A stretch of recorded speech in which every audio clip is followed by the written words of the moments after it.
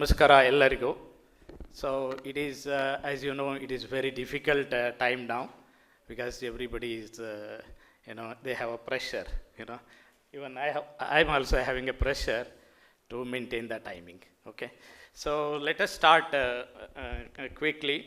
We want to make it very short and sweet, okay? So my name is Virupaksh Angadi. I work as a director IT for MS Ramaiah group.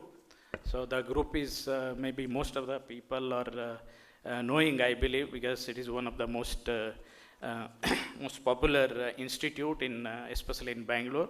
We have a university, we have colleges, we have engineering colleges, then medical colleges, hospitals. So many institutions, higher education and research as well. Okay, so. I want to welcome our panelists. First, I want to welcome Mr. M. Suren, Executive Leader, BSNL. Next, Sri Mahadesha, Program Director, E-Governance, Government of Karnataka. Third, Sri Ashish Bansal, Director, Global Products and Technology Operations Leader, GSK. Fourth, Mr. Giri Kumar, AVP, Commonwealth Bank, Australia. Next, Sri Yoganand Tadepalli, CTO, Insurance Information Bureau of India. Welcome to the last session. So hope we will enjoy, and our audience also will enjoy. So let us make it more more short. Okay, this is my request. So quickly. Let us go to the first question. So common to everyone, we will just take one words.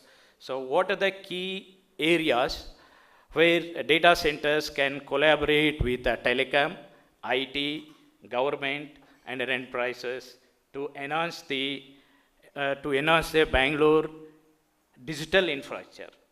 Okay. So we can start with Mr. Suren, please. Yeah, I would like to answer the key areas for any data center is telecom connectivity. Right now, we had a telecom connectivity from Kashmir to Kanyakumari, as well as Andaman Nicobar Islands connected with optical fiber cable. So anywhere, this is not an event today. 2 decades back, there is an, the people has been experienced to get a call, having please wait, your call is not to be connected, lines are busy. But right now, it is not the way. You can connect anywhere in India or anywhere in the world. You can have a seamless connectivity. The way the telecom networks provide, Kashmir to Kanyakumari and underline sea works, where data centers can be erected anywhere, not only in the cities. It may be Chennai, it may be Mumbai, it may be Bangalore, it may be Calcutta, it may be in sea. Anywhere you can connect your data center. While with the telecom networks are paying to play a key role where you can connect your data centers. Yeah, thank you, Mr. Surendran. So it is definitely connecting the people, BSNL, right? Yes. Okay. Even though it may not be so in reality, okay? So, Mr. Mahadesh, please. So, good evening, everybody. I think it's the last session. I think we'll have to make it a little more interesting to make it, very touching points from the point of what difficulties each one of facing in terms of digital arena, as well as particularly in Bangalore. How do you make it how do you make it more effective digitalization in terms of making it Bangalore is one of the most leading kind of cities in the world.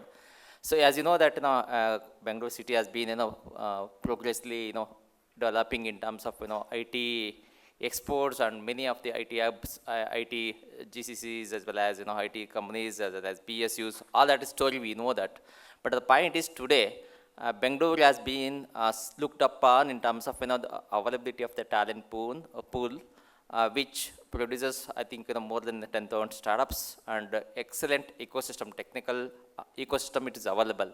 From the point of infrastructure point of view, yes.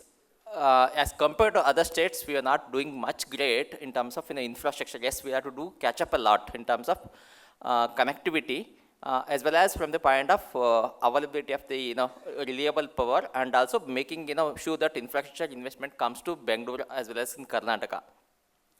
I think although Karnataka stands in the fourth largest cluster in terms of infrastructure, but there's a time that needs to be caught up in terms of making sure that digital push happens in Karnataka. In terms of this will lead to multifold effect. One is how Karnataka as well as Bangalore has become one of the Silicon Valley to export the software and create a lot of IT jobs. When it comes to data center and infrastructure, I think we'll have to take a leadership position because we have that kind of an ecosystem, but there is a push required. With these kind of a conversations, with this kind of networking opportunities, I think we'll have to sensitize that importance of building that infrastructure to take it to the next level. Yeah, thank you, Mahadesh. About the Bangalore infrastructures. So I request Sri Ashish Bansal, please. Thank you very much. I think since morning, we have spoken about cooling, performance, network, computing, cloud, on-prem. I think I will rather focus more around collaboration, acquisitions, partnerships. So pretty much focus on what the business's core competency is. For everything else, focus more on partnerships. It can be a peer, it can be a startup, it can be a university, which pretty much covers the the resourcing part of it, the technology part of it. A lot of startups today are doing things way faster than what the big giants are performing today, right? So I think these collaborations would really help. It is not necessary to grow organically only. Look for inorganic options as well. Yeah, thank you, Mr. Ashish. Giri, please. Giri Kumar. Hi, good evening, everyone. It's a pleasure to be here at this event. So, regarding the question about how data center can have a better collaboration with telecommunication, enterprise, IT companies, and government. So, my point here is like when it comes to the telecommunication part, like the early engagement is very much needed with a better collaboration. Scalability is something very important. The provider has to be aware that scalability should always be there in the plan. And when I say from the GCC prospects, because the Bangalore is the hub of GCCs and like there are a lot of MNCs who put their offices here, one of the most, and I would say the biggest challenge is here is the less number of point of presence or the edge data center, I would say. So whatever you are using, you use Microsoft 365, Azure, Google, whatever it is, most of the data is going to from Bangalore to Chennai, from Bangalore to Pune, then outside. So if we have some local presence here in Bangalore, that can help enterprises. So, and the third thing about the interoperability, how data center provider can work or with some IT companies to develop some kind of orchestration layer where they can interoperate or can provide some kind of ISP agnostic solution where customer has flexibility to choose. Thank you. Yeah, thank you, Giri, for giving us a concept on early adaptability. So now, Mr. Yoganand, please. So let's, I'll break this whole thing about telecoms, data centers. I'll come to the government part a little later. And then of course we have the large tech companies and we also have hyperscalers working on the data centers. Now let's put this telecoms and data centers first. I think not too long ago, we saw telecoms trying to play the roles of data centers large. Then of course they tried to divest a lot of these, and then the data center providers, the co-location providers started to emerge. Typically a decade ago, when we looked at these two, of course, the telecoms are the kings of connectivity. We have data centers who are the kings of storage and processing. Earlier we thought they can operate independently. Of course, they have their own set of businesses. But later it so happened that there was a pressure on the telecoms. Of course, they had a large distribution areas across the globe. but they wanted to capitalize on all those distribution centers. However, I think the data center providers started to emerge. Of course, the whole survival factor began, right? Now, largely, even if you see, it's still an inorganic growth. So they're trying to, if you see the data centers alone, they're trying to grow inorganically, not organically. Now, keeping the telecoms and the data centers aside, let's talk about the other players, the hyperscalers. And of course, the governments and how they have to shape the policies, whether it is Ministry of Electronics, whether it's Ministry of Finance, Ministry of, I mean, you take any other ministries which are dependent on some of these policies, it has to come together. I agree with Bansal that if you don't collaborate, I think, it's not the game of a finite set of rules where, all these will play in their own respective silos. These players have to come together because there's lots of interdependencies. And at the same time, each player has a lot to gain. For example, if you talk about telecom players, they might have had a vast distribution of connectivity. Now, in the earlier panel, we talked about having micro data centers, right? Points of presence where the telecoms initially had a huge advantage. I think it makes a lot of sense to, especially if you are the end consumers, especially the B2B players, it makes a lot of sense for these players to come together to give us some innovative solutions, whether it is for reducing the power consumption, whether it is for increasing the processing capacity, or even, storage capacity. Of course, in the midst of all this, we also talked about the sustainability. I think it's very important as we grow. I think specifically talking about Bangalore, I think it was interesting statistics. Last month I was talking to one of the hyperscalers. Of course, for the bureau, our data needs are growing substantially. As of today, in our organization, we're looking at about 800 hits per minute to do a search on a vehicle, whether the claim is legitimate, it's a fraudulent or not, right? It's 800 per minute. Of course, it's going to grow. Now, when I was talking to the hyperscalers, it was evident that there are only three things that they're going to play around with. One is your power consumption. Right now, the Bangalore's installed base is roughly about 200 megawatts. Maybe it's going to grow probably 400 plus megawatts in about 2030 or so. That's what they were trying to paint me a picture. That's almost 11% CAGR. Now, how do we address all these parameters of both the sustainable power source, the cooling, air versus liquid? I think we talked enough about it. And then finally, it comes to, it might sound bare bones, but the server architecture also played a very key role when we were trying to design it.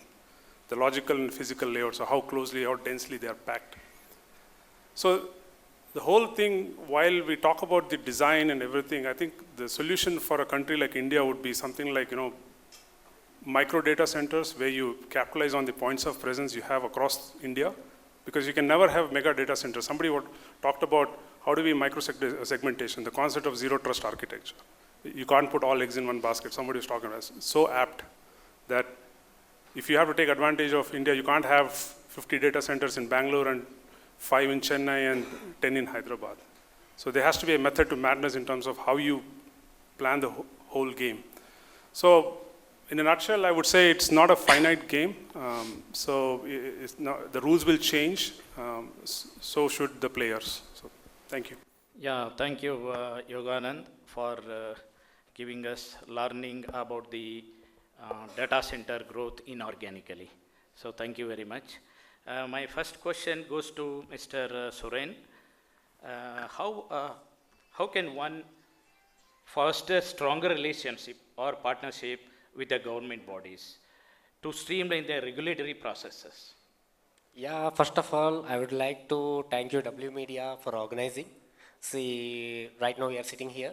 Right now our panel is a combination of government as well as industry. Everything is collaborated here, this panel. The same way we are going to, government came up with the DPDP Act, and it has got not all that is DSCI with NASCOM.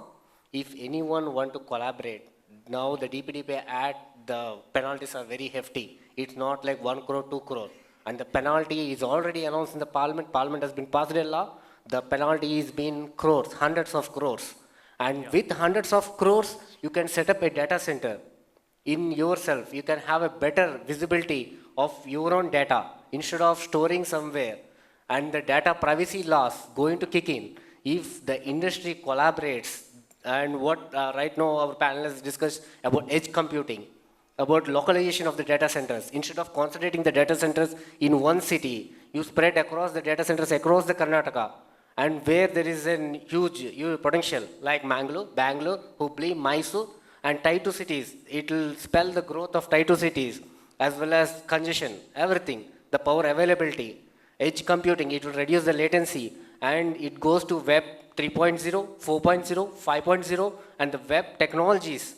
Once the web technologies keep on increasing, then there should be a reduction in the latency, which the reduction in latency is point of presence, as well as the discussion came on the panel, point near to the computing, where there is the end users. Just keep the data centers decentralized, decentralization of the data centers instead of centralized data centers. And we have if you go for decentralization of data centers, it will have BCP, DRP comes into picture, and where the business can run effectively based on the business case. Yeah, thank you. Talking about last mile connectivity. Now question goes to Mr. Mahadesh. Mr. Mahadesh, which relationship matters, like a government or policy makers or adjacent technical systems to scale up the infrastructure and meet the future digital infrastructure growth? Yeah, so when it when it comes to basically building the large scale infrastructure to basically meet the demands of the public, which is actually India is actually 1.4 billion population. So people have talked about it, 50% of them actually active internet users. It means those days before the COVID time, actually every day every person used to consume a 0.5 gig kind of data in a month's time. Now it's coming almost like 1 to 2 GB per day. And as per the estimations of the last year, Ericsson has done the kind of a research in that by 2027-28, I think India will be the first leading country across the globe to consume the data to up to 68 GB per month per person. Imagine the kind of a volume of the data consumption. While we'll have to be very cognizant, I think the previous panel discussed about sustainability and carbon footprint. While keeping that in the mind, I think how do you address the needs of the public or people who are the consumers of this data? So when it comes to relationship between basically to establish and cater to this kind of a thing, keeping the underlying economics as well as the sustainability point of view, I think every stakeholder, including the industry, the government, policy makers, and academia, you have to collaborate and work to make this kind of a thing happen in terms of building those kind of an infrastructure.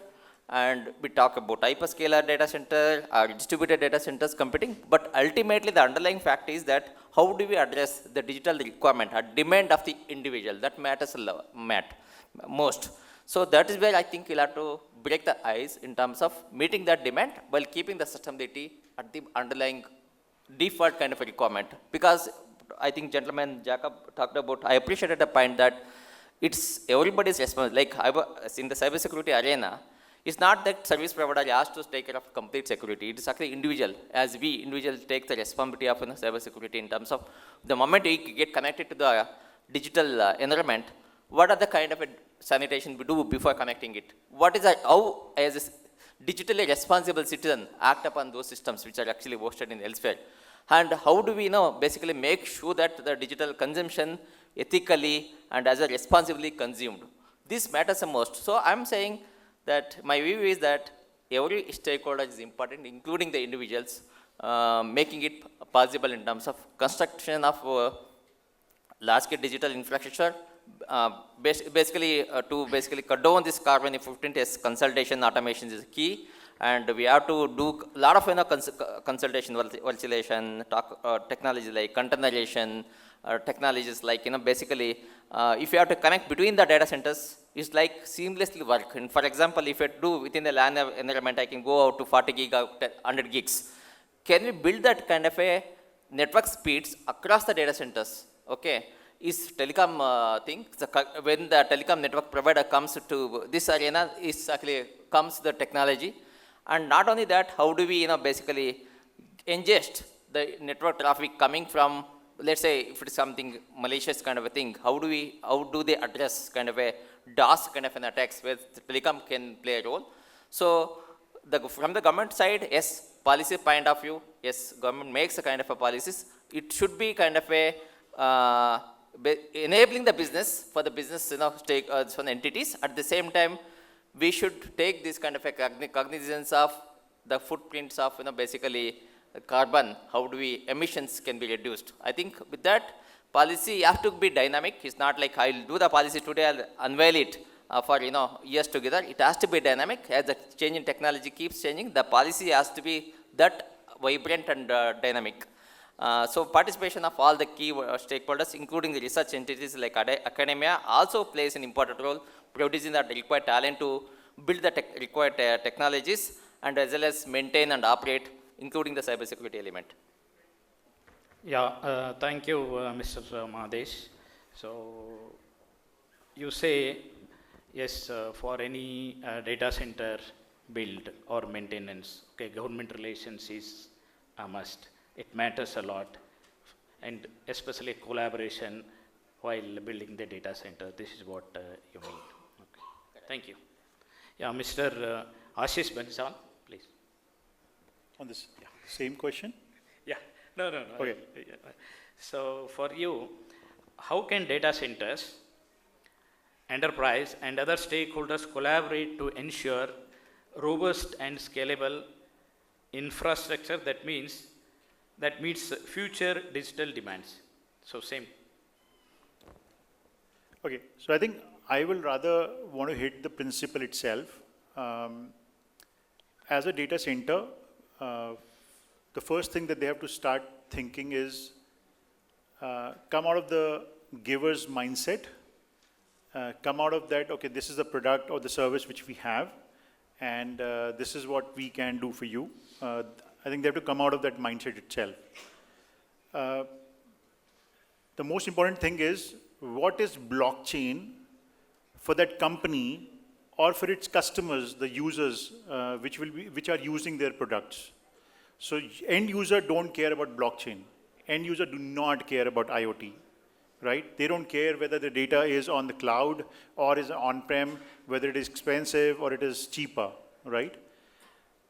I think they have to start thinking from the perspective that how things would be streamlined to be able to deliver to them faster, to be able to deliver them better quality, and in a much better fashion, which connects and integrates many more other solutions, right? So I think don't think, my only request to all the people sitting here, whether it's an IT professional or a data center provider or architect, is think out of the box. Don't just think of a technology per se as a blockchain or an emerging technology. Rather think of it as how it is contributing or adding value to the end users, how it is going to change their life from what they're living today, right? When they start doing this, I think again, I'll come back to the partnership part of it, because there is only so much which every single company or a single professional can do, right? There will be limits to it. So once you collaborate with your peers who are more specialized or focused towards that specific niche, you don't have to reinvent the wheel, right? You can probably collaborate and work with them either in the partnership model or as part like an acquired entity, or some other give or take win-win model where both parties can really sort of for the end users as well as for themselves, right? And this will really change the game the way I look at it. Yeah, thank you very much. Now, next question to Mr. Giri Kumar. Mr. Giri Kumar, what initiatives can be introduced to encourage green practices, green initiatives across all stakeholders, sectors involved in Bangalore digital future. Thank you. So I think in the last session, there was a detailed discussion about a lot of techniques and norms to initiate those things. And from morning, a lot of people, they talk about liquid cooling, renewable energy, hydropower, wind power and all those things. Maybe I will, considering the size of DC industry worldwide, and I was reading an article last week where overall contribution into the greenhouse gas emissions because of DC industry is, it's significant. It's more than 1 to 1.5%, which is huge. So, and again, now in the world of AI, when we are training the models, LLM models, and the DC is, or the data center, is it working? Yeah, Can you hear me? there. Yeah. So in the data center, when it has to run on full capacity 24/7 to train a model, so considering all this coming in future, I would say I would like to categorize all these thing into initiative, and maybe the first initiative, like government can take initiative to create some kind of policy where they can give some kind of incentive to the vendors or the startups who is doing some innovation in this part. And if the data center provider is following some good practice, they have to give them some kind of incentive in terms of relaxation. And also, when it comes to the initiatives from the industry side, the industry should look at the, it's a shared responsibility. I mean, using something which is, from the renewable point of prospect, I mean, it's a shared responsibility. So from the day one, when they are working on something, they always should think from a lens of that prospect, like whatever I'm procuring, whatever I'm going to put, we should follow all those guidelines. Especially, there is a huge challenge in terms of e-waste management. When you are decommissioning something, you should be mindful how you use a certified vendor who just makes sure that all the e-waste management goes properly. The third thing comes to citizens. I mean, we as a citizens are also should be somehow responsible in all those parts, because we use our mobile. As per some data, like there are 820 million active internet users in India. So we should also be mindful about how we are using the technology. We should reduce our uses of papers. I mean, and people should be aware about it, how we can reduce the paper and make our things more digitalized, so that we can save some trees because of that. And the third thing is about so yeah, these are the things I would say are important. Thank you. Yeah, thank you, Giri Kumar. Just add on to Yes, please. So to basically incentivizing, you talked about incentivizing government, 2022 state government here in Karnataka. I'm talking about more about from the point of state government here. So unveiled policy, so this one data center policy. It talks about basically investment to the tune of 10,000 crores investment in data center businesses in next 5 years. So almost 2 years already gone, other 3 years left. So one is they talks about capital subsidies, okay, to the tune of 10 crores per company, and then land subsidies to the tune of 3 crores, and then complete stamp duty, registration expenses, all that will be waived of 100%. And those companies actually they use basically carbon, basically reducing the carbon footprint, and also there are some metrics already. So they use renewable energy as all that. There is incentives given in terms of basically offsetting those kind of cost. That apart, so from the point of reducing the this one carbon footprint, so the companies, the data center businesses can basically evolve and try it out in terms of gentlemen in the previous talked about. I just wanted to emphasize there is a need. The government policies are there. It's not that is not there. So the Karnataka State Pollution Control Board, it's also having a standards SOPs. It's in place. But how do we make sure those are user friendly and also aware of the system that these are the implement vendors. They do kind of a thing, disposing those kind of a just an unused kind of an equipment or outdated equipment in the set processes in the timely manner. At the same time, reduce the cost of the basically running cost of the data centers. So it's basically the time is to make those sure that these companies are aware of this kind of a thing, policies, and if there are any issues like in getting those policies implemented at the ground level, please bring it to the notice of the government. So we will help in making those kind of a things. Ease of doing businesses already there, but we'll much more make it towards that. To add on to that, Mr. Gentleman also talked about basically PUVs, CUVs.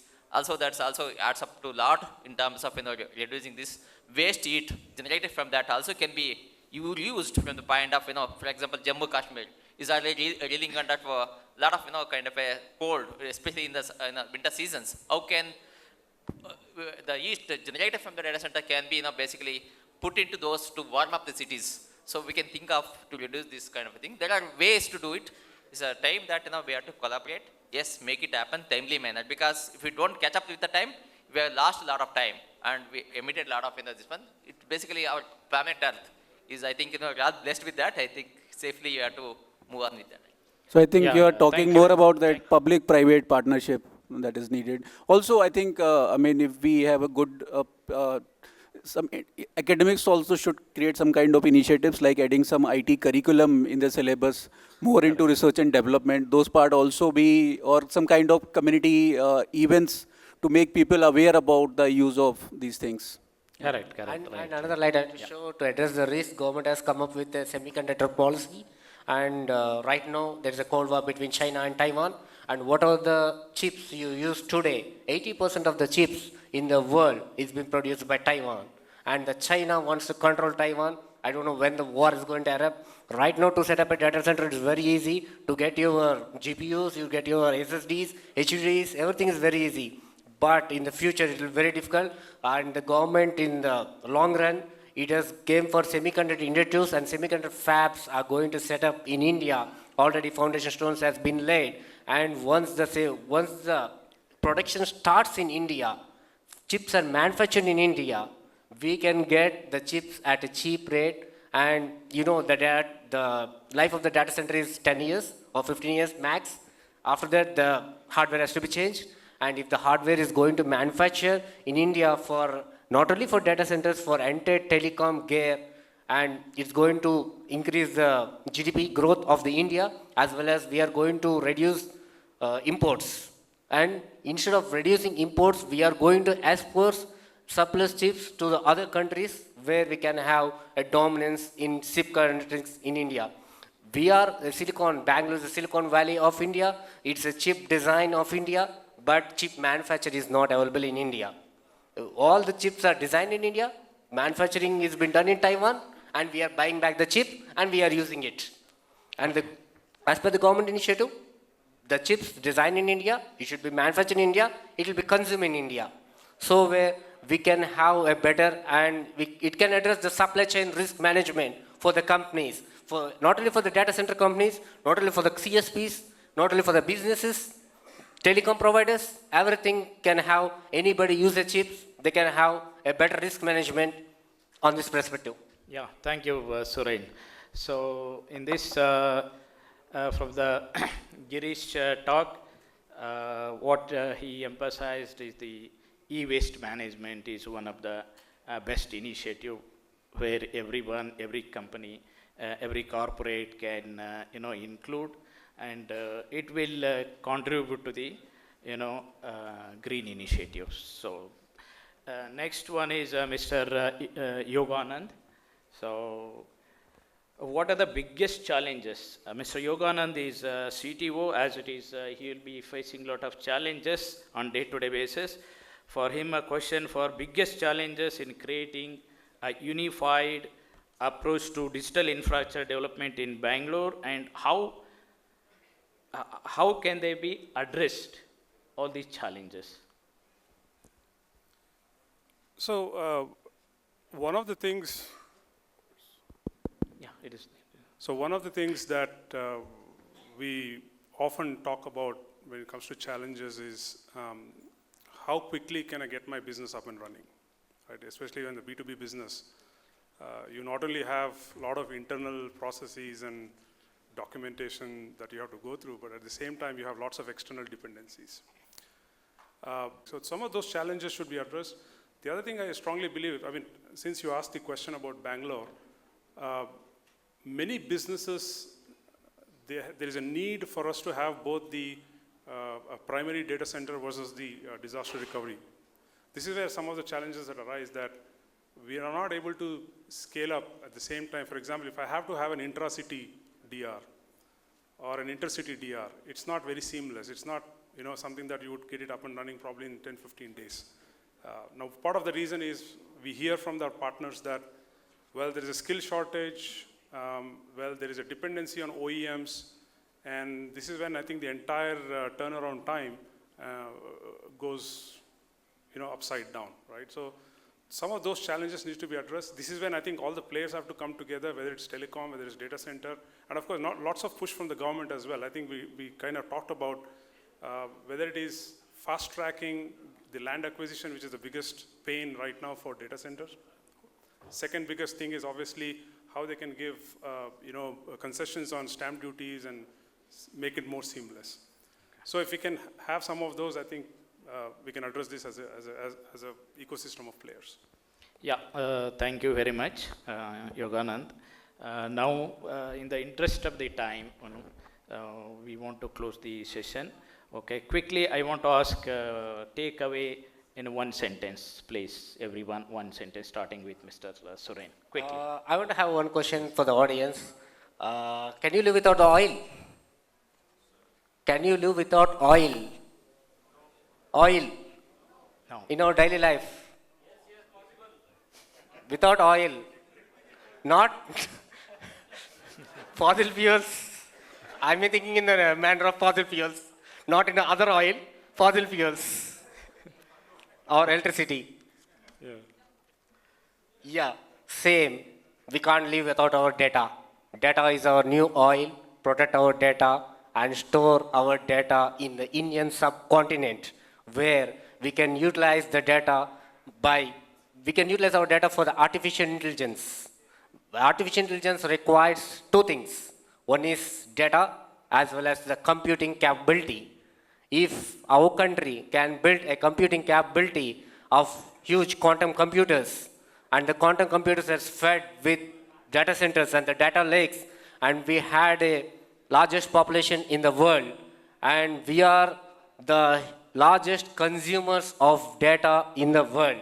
900 million active subscribers, and average data consumption today stands at 29.5 GB, and it's going to increase more when the technology increases. Might be Web 3.0, Web 4.0, Web 5.0. The data consumption is going to increase, and utilizing the data for artificial intelligence in compliance with the Indian laws. Yeah, thank you very much, Suren. Very long sentence.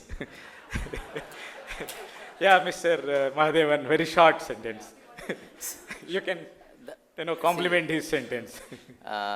India has been having its own challenges in terms of, be it an education, basically food security of the individuals, health, all that. So sustainability development, goals, okay, talks about where does India ranks in terms of global other countries.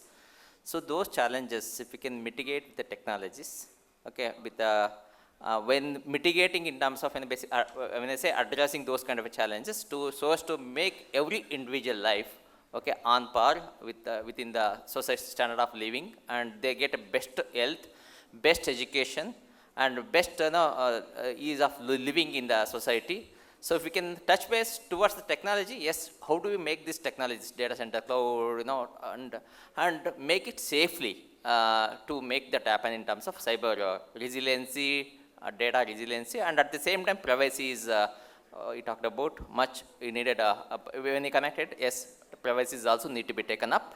So if we can make that happen, yes, this is where I think collaboratively everybody have to work, make this happen. Thank you. Yeah, thank you, Mahadesh. Ashish, please. Thank you. I think only 2 words from my side is start acting like a business partner for all the suppliers in the room.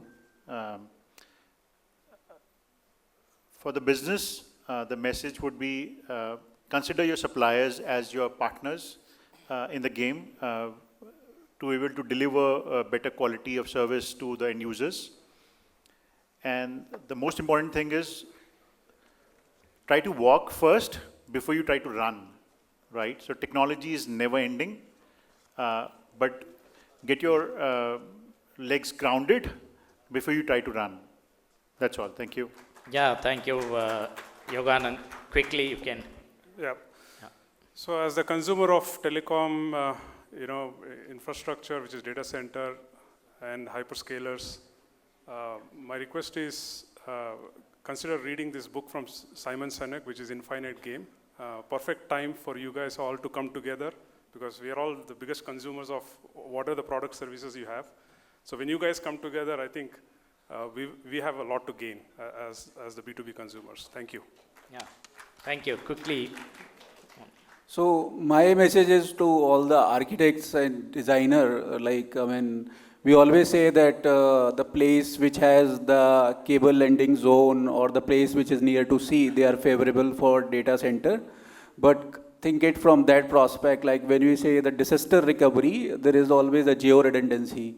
So when you have everything near to sea, just think from other prospect in case of any hurricane or something like that. So in that way, having something, since the topic is all about the Bangalore's digital future, so having a data center in Bangalore or Karnataka or some type of place where it's less prone to earthquakes, it's helpful. So when you're designing something, having a backup is good, but where is that backup is located, the geolocation is also important. So that's it. Thank you. Yeah, thank you very much. Thanks for the great discussions. Let us close this one. Thank you very much once again.